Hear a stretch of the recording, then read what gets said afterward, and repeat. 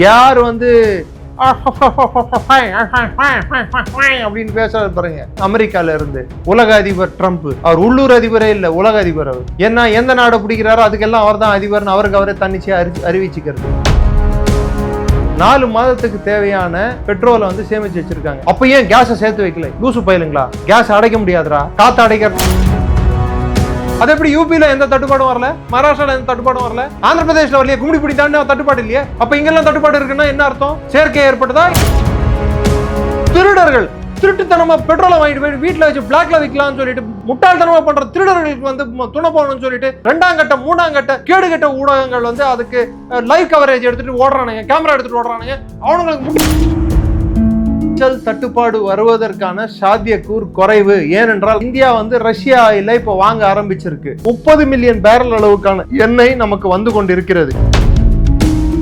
America வந்து 30 நாளுக்கு permission கொடுத்தேன்னு சொல்லிட்டு ஸ்காட் பெசன்ட் கையெழுத்து போட்ட பேப்பர் எங்க, இல்ல டொனால்ட் ட்ரம்ப் கையெழுத்து போட்ட பேப்பர் எங்க, இல்ல இந்தியா ரஷ்யா எண்ணெயை வாங்க மாட்டோம்னு சொல்லிட்டு ஒத்துட்டு கையெழுத்து போட்ட பேப்பர்.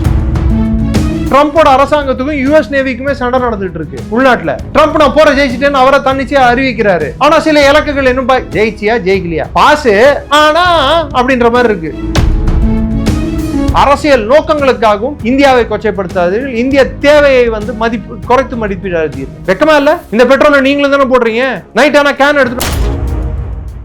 ரிஃப்ளெக்ட் நேயர்களுக்கு வணக்கம். இன்று நாம் சந்திக்க இருக்கக்கூடிய சிறப்பு விருந்தினர் டிஃபென்ஸ் எக்ஸ்பர்ட் திரு நிரஞ்சன் அவர்கள். சார் வணக்கம் சார். வணக்கம், ஜெயஹிந்த் சார். ஈரான், அமெரிக்கா, இஸ்ரேல் போல் நாளுக்கு நாள் அதி தீவிரமாக தான் போயிட்டு இருக்கு. இப்படிப்பட்ட சூழ்நிலை பார்த்தீங்கன்னா இந்தியாவில் நம்ம நாட்டில் பார்த்தீங்கன்னா பெட்ரோல் டீசல் தட்டுப்பாடு வந்து ரொம்ப அதிகரிச்சிருச்சு. வெளியுறவு கொள்கை தோல்வி அப்படின்ற போல நாடாளுமன்ற வாசற்படி எல்லாம் நேற்றுக்கு போராட்டம் நடத்தியதை பார்க்க முடிஞ்சது. அதே போல தமிழ்நாட்டில் கூட பல்வேறு பெட்ரோல் நிலையங்களை, பெட்ரோல் பங்குல வரிசை கட்டி நிற்கிறத பார்க்க முடிஞ்சது. எப்படி சார் இருக்கு நிலைமை? முதல் நீங்க கடைசியா கேட்ட கேள்விக்கு இது நான் பெட்ரோல் கால்ல போட்ட பில்லு படிங்க. எங்க போட்டிருக்கேன்? HP bunk. டேட் என்ன? இன்னைக்குதான் 13/3/2026 9:44 இப்பதான் காலைல போட்டிருக்கீங்க. பெட்ரோல் போட்டிருக்கீங்க சார். எவ்வளவு லிட்டர் போட்டிருக்கேன்? வால்யூம் 12 லிட்டர் போட்டிருக்கீங்க. 12 லிட்டர் போட்டிருக்கேன். பில்லு பே பண்ணிருக்கேனா? பே பண்ணி. நான் என்ன ஓசியில கொடுக்கறதுக்கு நான் என்ன எனக்கு யாராவது கொடுக்க போறாங்களா? ஆனா வரிசையில நாம இப்போ நான் வரும்போது கூட பார்த்தேன் சார், தொடர்ந்து செயற்கையா ஏற்படுத்தக்கூடிய சில கூட்டங்களும் 200 ரூபாய்க்கு பெட்ரோல் போட முடியாத கூட்டங்களை பத்தி நான் பேச விரும்பவில்லை. சில பேர் 200 ரூபாய்க்கு கூட பெட்ரோல் போடுறவங்க உண்டு. ஒருவேளை அந்த 200 ரூபாய் அவங்களுக்கு கிடைச்சு அவங்க வரிசையா போய் நின்னாங்கன்னா அவங்களுக்கு தட்டுப்பாடு ஏற்பட்டா அது நாம் பொறுப்பு இல்லை. UPI 200 அப்படின்னு அவங்களுக்கு ஏதோ பேர் ஏதோ வச்சிருக்காங்க. அவங்க தான் அதிகமா இந்த இதை ஏற்படுத்துறாங்க. இங்க இருக்கிற அரசு ஏற்படுத்துது. ஏன்னா அரசு வந்து எஸ்மா சட்டத்தை ஸ்ட்ரிக்டா அமல்படுத்துறாங்க. மதுரையில கூட ரைடு கொடுத்திருக்காங்க. ஆனா தேர்தல் காரணமாக தேர்தல் நேரத்தில் பாராளுமன்றத்தில் ஆக சிறந்த வெளியுறவு கொள்கையை கடைபிடித்த முன்னாள் ஆளுங்கட்சியும் இந்நாள் எதிர்கட்சியும் அதன் தலைவரும் வீரவசனங்களை அள்ளி தெளித்துள்ளார்கள். அதாவது 2008 ஜூன் ஜூலை மாசம் தமிழ்நாட்டிலேயே ஒரு பெட்ரோல் பற்றாக்குறை வந்தது. அப்போ ஈரான் ஈராக் போரும் வெடிக்கல, அமெரிக்கா வளைகுடா நாட தாக்கல, இஸ்ரேல் யாரையும் தாக்கல. அப்ப எல்லா அமைதியும் நிலவிட்டு இருக்கும் போது மெட்ராஸ்ல எதுக்கு தட்டுப்பாடு வந்ததுன்னா வந்து சேர வேண்டிய பெட்ரோல் வந்து சேரவில்லை அப்படின்னு சொல்லிட்டு சொன்னாங்க. 2 நாள் கழிச்சு அந்த தட்டுப்பாடு சரியா போச்சு. ஆனா உங்களுக்கு அடிப்படையா சொல்லிக்க வேண்டியது, இந்திய அரசு வந்து பெட்ரோல் தட்டுப்பாட்டுல எதனால வந்து இந்த பாடங்களை கத்துக்கிட்டு 91 பெட்ரோல் ஷாக்னு ஒண்ணு இருக்கு. இந்தியாவில வந்து போதிய அளவு அந்நிய செலாவணி இல்லாத காலம், ஏன் தங்கத்தையே எடுத்துட்டு போய் அடமானம் வச்ச காலம். அன்னைக்கு எந்த சந்திரசேகர் அவர்கள் பிரதமரா இருக்கும்போது அதுக்கு பின்புலமாக அந்த அரசுக்கு சப்போர்ட் செய்த பிரதமர் யாரு, எதிர்கட்சி தலைவர் யாரு, அது எந்த கட்சின்னு சொல்லிட்டு கொஞ்சம் போயிட்டு இன்டர்நெட்டை சர்ச் பண்ணீங்கன்னா இங்க பாதி பேருக்கு அறிவியினர்களுக்கு அறிவு வரும்னு நினைக்கிறேன். எப்படி உங்களுக்கு அறிவு வர போறது இல்ல, பட் ஸ்டில் சொல்ல வேண்டியது என் கடமை, நான் சொல்லிடுறேன். அதனால அந்த காலகட்டத்துல தங்கத்தை அடமானம் வச்சு அமெரிக்காவுக்கே ரீஃபியூலிங் பண்ணி நம்ம அவங்களோட போர் விமானங்களுக்கு ஈராக்க தாக்குறதுக்கு இது போதாதுன்னு சொல்லிட்டு பள்ளிக்கூடங்களோட நேரத்தை 7:30 மணி to 1 மணி ஆக்கி பெட்ரோல் தட்டுப்பாடு இருக்கு இந்தியாக்குள்ள, டீசல் தட்டுப்பாடு இருக்குன்னு சொல்லிட்டு, ஏன்னா வாங்க முடியல, நம்ம கிட்ட போதிய அளவு பணம் இல்லை, அந்நிய செலாவணி இல்லைன்னு சொன்னப்புறம் அதுக்கப்புறம் பல்வேறு அரசுகள் தன் முயற்சிகளை எடுத்தன. முதல்ல வாஜ்பாய் அரசு காலகட்டத்தில் ஸ்ட்ராட்டஜிக் ரிசர்வ்ன்றதை வந்து பெருசாக்கணும் அப்படின்னு ஒன்று கான்செப்டை எடுத்துட்டு வந்துட்டு இந்தியாவுக்கு வந்து அதுவும் அதுக்கப்புறம் பொக்ரான் அணுகுண்டு சோதனை நடத்திய போதும் நம் மீது அழுத்தம் அதிகமாச்சு 98க்கு அப்புறமா. அதுக்கப்புறம் தான் நம்ம என்ன பண்ணோம், ஸ்ட்ராட்டஜிக் ரிசர்வ் தேவை நம்மளுக்கு. என்ன பொக்ரான் அணுகுண்டு சோதனை, கார்கில் போர் இதெல்லாம் நடந்து முடிச்ச பிற்பாடு நம்மளுக்கு என்ன தேவைன்னு வரும்போது நம்ம இன்னொரு நாடு மேல டிபெண்ட் ஆக வேண்டிய, அதாவது அவங்க மேல சார்ந்து இருக்க வேண்டிய ஒரு கட்டாயம் ஏற்பட்டிருக்கு. ஸோ அவங்க நம்மளுக்கு வந்து கிட்டத்தட்ட அழுத்தம் கொடுக்குறாங்க. பல நாடுகள் பாகிஸ்தான் தரப்பு எடுக்கிறாங்க. ஸோ இதை நம்ம முறியடிக்கணும்டானா உள்நாட்டில் வந்து நம்ம தேக்கி வைத்துக் கொள்ளும் தன்மையை வளர்க்கணும்னு சொல்லிட்டு முதல் முடிவு எடுத்தது வாஜ்பாய் அரசு. அதாவது 2004 தொடங்கி 13 வரைக்கும் ஒரு ஃபேஸ் ஓடிச்சு. அதுக்கப்புறம் 21 வரைக்கும் ஒரு ஃபேஸ் ஓடிச்சு. அதுக்கப்புறம் 21க்கு அப்புறம் இப்போ இன்னொரு 3வது ஃபேஸ் ஓடிட்டு இருக்கு. கடந்த 12 ஆண்டுகள்ல மிகப்பெரிய அளவுல நமது ஸ்ட்ராட்டஜிக் ரிசர்வ்ஸ் விரிவடைந்துள்ளது. 4 மாதத்துக்கு தேவையான பெட்ரோலை வந்து சேமிச்சு வச்சிருக்காங்க. இங்க மெத்த படித்த அறிவாளிகளும் புத்திசாலிகளும் பூகோளம் அறிந்தவர்களும், இன்னும் சொல்ல போனா கெமிஸ்ட்ரி, பிசிக்ஸ், மேத்தமேட்டிக்ஸ் இதுல எல்லாம் வல்லுநர்களும், அதாவது கணிதத்திலையும் ரசாயன கல்வியிலையும் மேதைகளும் சில பேர் இருக்காங்க. அப்ப ஏன் கேஸை சேர்த்து வைக்கல? லூசு பயிலுங்களா, கேஸ் அடைக்க முடியாதுடா, காத்து அடைக்கிறதுக்கு இன்னும் எதுவும் கிடைக்கலடா, தண்ணியை அடைக்கலாம்டா, தண்ணியை அணை போட்டு அடைக்கலாம், கீழே ஒரு பேரல்ல தேக்கி வைக்கலாம், பெட்ரோலை வாங்கி வீட்டுக்குள்ளேயே டீசலும் பெட்ரோலும் கேன்ல வச்சு வைக்கலாம், கேஸை சிலிண்டருக்குள்ள அடைச்சு வைக்கணும். அவ்வளவு பெரிய சிலிண்டர் இருக்கா? ரெகுலரா விநியோகம் ஆயிட்டு இருக்கிற பொருள் கேஸ். அதோட ரிஸ்க் ஃபேக்டர் என்ன? சும்மா அப்படி ஸ்பார்க் இருந்தா போதும், பத்திக்கும். தேக்கி வைக்கிறது கஷ்டம். அதுக்கண்டு தேக்கி வைக்க முடியாது, கூடாதுன்னு நான் சொல்ல வரல. பெட்ரோலுக்கு இருக்கிற தன்மை வேற, கேஸுக்கு இருக்கிற தன்மை வேற. அதாவது லிக்விஃபைட் நேச்சுரல் கேஸ்க்கு இருக்கக்கூடிய தன்மை வேறு, பெட்ரோலுக்கு இருக்கக்கூடிய தன்மை வேறு. ஆமா, இவர் பெரிய சயின்டிஸ்ட், பெரிய இங்க ஐஐடி மெட்ராஸ்ல படிச்சுட்டு வந்தாரு அப்படின்னு சொல்ல, இதுக்கு சயின்டிஸ்டா இருக்கணும்னு தேவையில்லை. எல்லாமே எல்என்ஜில இருந்தா வருது, லிக்விஃபைட் நேச்சுரல் கேஸ்ல இருந்தா வருது. அதுல இருந்து வரது தான் எல்பிஜி. இங்க தமிழ்நாட்டுல தான் மெத்தப்படுத்த மேதாவிங்க வந்து சிஎன்ஜியோட ஆட்டோக்கு கேஸ் போடுற பிளான்ட்டுக்கெல்லாம் சிலிண்டர் தூக்கிட்டு ஓடுறாங்களே. அவ்வளவு மெத்தப்படுத்த மேதாவிகள் இருக்கக்கூடிய மாநிலம் நம்ம மாநிலமா மாறிட்டு இருக்கு. என்ன பண்றது? தட்டுப்பாடே இல்ல, கேஸ் சிலிண்டர் பெட்ரோல் எரிவாயுக்கு தட்டுப்பாடே இல்ல அப்படின்ற போல சொல்றீங்க. ஆனா நம்ம பார்க்க முடியுது எல்லா இடத்துலயும் கூட்டம் கூட்டமா பெட்ரோல் பங்க்லயும் இந்த கேஸ் சிலிண்டர் பிடிக்கிற இடத்த, ஏன் ஆட்டோக்கு கேஸ் பிடிக்கிற இடத்துல கூட போயிட்டு டொமஸ்டிக் கேஸ் பிடிக்கிறதெல்லாம் நம்ம பார்த்துன்னு தான் சார் இருக்கோம். ஆமா, நீங்க சொல்லுவீங்க, நீங்க எங்க போய் பாத்தீங்க? எங்க சார் பாத்தீங்க? மெட்ராஸ் கூட தானே பாத்திருப்பீங்க, சென்னை கூட தானே பாத்திருப்பீங்க. சென்னை வெளியே திருவள்ளூர் டிஸ்ட்ரிக்ட்ல, காஞ்சிபுரத்துல, மொத்த தமிழ்நாடு வந்து 30 கிலோமீட்டருக்குள்ளேயே சுருக்கிடுவீங்களா? அது எப்படி யூபில எந்த தட்டுப்பாடும் வரல, மகாராஷ்டிரால எந்த தட்டுப்பாடும் வரல, ஆந்திர பிரதேஷ்ல வரலையே, கும்மிடிப்பூடி தானே தட்டுப்பாடு இல்லையே? அப்ப இங்கெல்லாம் தட்டுப்பாடு இருக்குன்னா என்ன அர்த்தம்? செயற்கை ஏற்பட்டதா, இயற்கை ஏற்பட்டதா? யாரால ஏற்பட்டது? அது தமிழ்நாட்டுக்குள்ளேயே நான் திருவள்ளூர் டிஸ்ட்ரிக்ட்ல இருந்து வரேன், வேணும்னா பில்லு கொடுக்குறேன், பில் எடுத்து கொடுக்கட்டுமா? கொடுக்குறேன், நீங்க வேணும்னா காட்டுங்க, எங்க பெட்ரோல் போட்டிருக்கேன், அது எந்த டிஸ்ட்ரிக்ட்ல இருக்கு, எவ்வளவு போட்டிருக்கேன், எல்லா டீடைலும் இருக்கு. திருடர்கள் திருட்டுத்தனமா பெட்ரோலை வாங்கிட்டு போய் வீட்டுல வச்சு பிளாக்ல விற்கலாம்னு சொல்லிட்டு முட்டாள்தனமா பண்ற திருடர்களுக்கு வந்து துணை போகணும்னு சொல்லிட்டு இங்க இருக்கக்கூடிய 2ஆம் கட்ட 3ஆம் கட்ட கேடுகட்ட ஊடகங்கள் வந்து அதுக்கு லைவ் கவரேஜ் எடுத்துட்டு ஓடுறானுங்க, கேமரா எடுத்துட்டு ஓடுறானுங்க. அவனுங்களுக்கு முட்டு கொடுத்துட்டு உட்காந்துருக்கீங்க. உங்களுக்காவது கொஞ்சமா அது காமன் சென்ஸ் வேணாமா சார்? இதுக்கு அந்த சைடு ஸ்ரீலங்கால இருந்து ஒரு கூட்டம் லபாதிபம் அடிச்சுக்கிறது. ஏன்னா உன் நாட்டுல பெட்ரோல் இருக்கேன் பாடுறா, நாட்டை விட்டு ஓடி போன திருட்டு பயணி அகதி. நீங்க எல்லாம் வந்து இந்தியா பத்தி பேசலாமா? இங்க ஒரு கூட்டம் இருக்கு, ஒரு சமூகத்தை சேர்ந்த கூட்டம். நான் பேசினா நீங்க சங்கி சங்கி சங்கி சங்கி, நான் சங்கியா இருந்தா பரவாயில்ல, மங்கியா இருந்தா பரவாயில்ல, நீ புத்தியே இல்லாத டாங்கியா இருக்காத. அவங்க டாங்கி மாதிரி தான் பிஹேவ் பண்றானுங்க. அதுக்குதான் காலைல ஒரு இடத்துக்கு கூட்டு போனா திரும்பி ரிட்டர்ன் வர தெரியாது. அது போல இவங்களுக்கு வந்து தரவுகளை ஏற்றுக்கொள்ளும் மனப்பான்மை இல்லாத முட்டாள்கள் மட்டும்தான் இப்படிப்பட்ட பேச்சும் இப்படிப்பட்ட நடவடிக்கைகளும் ஈடுபடுவார்கள். இதை என் முன்னால் வைக்கும் போது நீங்களாவது தரவுகளை ஒழுங்காக படித்துக்கொண்டு இங்க வந்து பேசவும், இல்லை அமைதி காக்கவும். இப்ப இந்தியாவுக்கு வந்து அந்த பெட்ரோல் தட்டுப்பாடே வராதா சார்? ஏன்னா தொடர்ந்து பெட்ரோல் டீசல் தட்டுப்பாடு வருவதற்கான சாத்தியக்கூறு குறைவு. ஏனென்றால் ரஷ்யாவில் இருந்து வரக்கூடிய எண்ணெய் வந்து கொண்டுதான் இருக்கிறது. இன்னொரு பக்கம் யான்பு போர்ட் மூலமாக சவுதி அரேபியாவிலிருந்து கல்ஃப் ஆஃப் அடன் மூலம் இந்தியாவுக்கு வர வேண்டியது. ஏன்னா அவங்க என்ன பண்ணாங்க, 1980களில் ஈரான் ஈராக் போர் நடக்கும் போதே அவங்களோட ரஸ்தனூரா அராம்கோட எண்ணெய் சுத்திகரிப்பாலையில இருந்து 760 மைல் அளவுக்கான பைப்லைன் போட்டு கல்ஃப் ஆஃப் அடன், இந்த பக்கம் கல்ஃப் ஆஃப் அடன் கிட்ட இருக்கக்கூடிய அவங்க யான்பு போர்ட் வரைக்கும் அந்த பைப்லைன் இருக்கு. அந்த பைப்லைன் மூலமா கப்பல்ல வந்து எண்ணெயை நிரப்பி எடுத்துட்டு வர முடியும். ஆனா இங்க பிரச்சனை என்னடான்னா, மிகப்பெரிய அளவுக்கு 1/5 அதாவது 20% எண்ணெய் வர வேண்டியது பர்ஷியன் கல்ஃப் மூலமா, ஸ்ட்ரெயிட்ஸ் ஆஃப் ஹார்மோஸ் மூலமா தான். இது வந்து கம்மியா யூஸ் பண்ணக்கூடிய ரூட். அவங்க 7 மில்லியன் பேரல் ஒரு நாளைக்கு ப்ரொடியூஸ் பண்றாங்க சவுதி அரேபியா.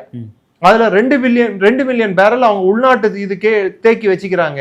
5 மில்லியன் பேரல்கள் தான் விற்கிறாங்க, வெளியே அனுப்புறாங்க. இது இல்லாம யுஏயும் 1.8, அதாவது ஒமன்ல இருக்கக்கூடிய ஃபஜூரியா அந்த போர்ட்டுக்கு யுஏஇல இருந்து போகுது, ஒமன் போர்ட் வரைக்கும். அது வந்து கல்ஃப் ஆஃப் ஒமன்ல இருக்கு. சோ அது வரைக்கும் போகுது. அது போனா கூட இந்த 5 + 1.8 7 மில்லியன் பேரல்கள் வந்து தேவைக்கு போதாது, உலக தேவைக்கு. ஏன்னா தேங்கி நிக்கிறது, நிறுத்தப்பட்டுள்ளது 20 மில்லியன் பேரல்கள். அதுக்கு மாற்றாக இந்தியா வந்து ரஷ்யா ஆயில இப்ப வாங்க ஆரம்பிச்சிருக்கு. முந்தானத்து கணக்குப்படி, நான் இதுக்கு முன்னாடி கொடுத்த இன்டர்வியூ கணக்குப்படி 22 மில்லியன் பேரல் வரக்கூடும் அப்படின்னு நான் சொன்னேன். நேத்து கணக்குப்படி 30 மில்லியன் பேரல் அளவுக்கான எண்ணெய் நமக்கு வந்து கொண்டிருக்கிறது, கச்சா எண்ணெய் ரஷ்யா மூலமாக. இந்தியா வந்து அடிமை சாசனம் எழுதிவிட்டது, நம்ம வந்து தன்னிச்சையாக செயல்படல. என்ன தன்னிச்சையாக செயல்படல? சவுதி அரேபியா கிட்ட இருந்து என்ன வாங்குறோம், ரஷ்யா கிட்ட இருந்து என்ன வாங்குறோம். இன்னைக்கு யார் வந்து அப்படின்னு பேசுறது பாருங்க. ஒருத்தர் எங்க இருந்து? அமெரிக்கால இருந்து. உலக அதிபர் ட்ரம்ப். அவர் உள்ளூர் அதிபரே இல்ல, உலக அதிபர் அவர். ஏன்னா எந்த நாடை பிடிக்கிறாரோ அதுக்கெல்லாம் அவர் தான் அதிபர், அவருக்கு அவரை தன்னிச்சையா அறிவிச்சுக்கிறது. சோ அவர் வந்து அவர் நாட்டுக்கிட்ட இருந்து 10% வந்து நம்ம கேஸ் வாங்கிட்டு இருக்கோம். வெளிப்படையாக சொல்றேன், 10% வாங்கிட்டு இருக்கோம். கனடா கிட்ட இருந்து வாங்கிட்டு இருக்கோம், அல்ஜீரியா கிட்ட இருந்து வாங்கிட்டு இருக்கோம். இது 10வது நார்வே கிட்ட இருந்து வாங்கிட்டு இருக்கோம், ரஷ்யா கிட்ட இருந்து வாங்க போறோம், ஆஸ்திரேலியா கிட்ட இருந்து வாங்கிட்டு இருக்கோம். சோ நம்ம கேஸை வந்து டைவர்சிஃபை பண்ணிட்டு இருக்கோம். உள்நாட்டு உற்பத்தி மொத்தம் வந்து 12.8 மில்லியன் மெட்ரிக் டன். நமது மொத்த தேவை 33 மில்லியன் மெட்ரிக் டன். அதுல 67%, குறைந்தது 62% கல்ஃப்ல இருந்தா, பர்ஷியன் கல்ஃப் வழியா குறிப்பிட்டு கொத்தார்ல இருந்தா வருது. அந்த கொத்தார்ல இருந்து வரக்கூடிய எல்என்ஜி அது 33%. உலகத்துல இருக்கக்கூடிய மொத்த சப்ளைல 33%. அது இந்தியாவோட தேவைக்கு 67% அங்க இருந்தா வருது. நமது வெளியில இருந்து வாங்குறது வந்து 67%. அதுல பெரும்பங்கு வந்து கொத்தார்ல இருந்து வருது.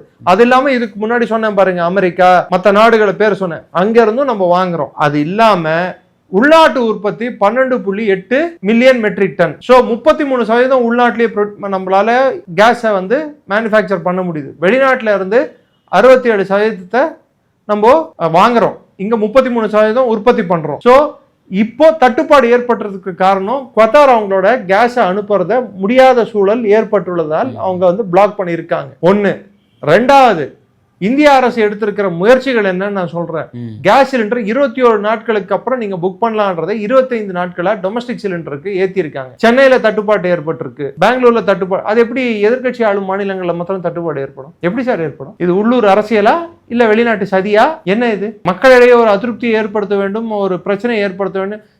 ஏங்க சந்து கிடைக்கிற சைக்கிள் கேப்ல எது கிடைச்சாலும் நீங்க வந்து நாட்டுக்கு எதிராக திருப்பி விட்டுறதா பிரச்சனைய? சோ இந்த பற்றாக்குறை என்பது இருக்கு. ஆனா இந்த பற்றாக்குறை என்பது நீண்ட நாள் தொடருவதற்கான வாய்ப்புகள் இல்லை. 25 நாட்களுக்கான டொமஸ்டிக் சிலிண்டர் வந்து 100% விநியோகம் இருக்கும்னு சொல்லிட்டு திட்டவட்டமா அறிவிச்சிருக்காங்க. ஊர்புறத்துல இப்ப ரீசெண்டா நான் கூட வாங்கினேன், புக் பண்ண 4வது நாள் வந்துருச்சு எனக்கு. முதல்ல ஹோட்டல் மூடினது எங்க? கேஸ் இல்லைன்னு சொல்லிட்டு பெங்களூர்ல. அடுத்து சிலிண்டர்கள் எடுத்துட்டு லபோதிபோன்னு அடிச்சுட்டு ஓடுறது எங்க? நான் என்ன கேட்கிறேன், இந்த ஊடகங்கள் நிஜமாக ஊடக தர்மத்தை கடைபிடிக்கணும்னா அதை ஏன் வந்து இவங்க வந்து பெருசா மினிட்டுக்கு, அதாவது நிமிஷத்துக்கு இவங்க ஏன் போட்டு காட்டிட்டு இருக்காங்க? வேற விஷயமே இல்லையா இவங்களுக்கு? ஒண்ணு ஏதோ ஒரு நடிகர் நடிகையை பத்தி பேசுறது, இல்லாத ஒண்ணு இருக்கிறதா, இருப்பதை விட்டு இல்லாத ஒன்றை தேடி அலைகின்ற ஞான தங்கமேன்னு சொல்லிட்டு தமிழ்ல ஒரு பாட்டு இருக்கு. அது மாதிரி இவங்க சேட்டையை பண்ணிட்டு இருக்காங்க.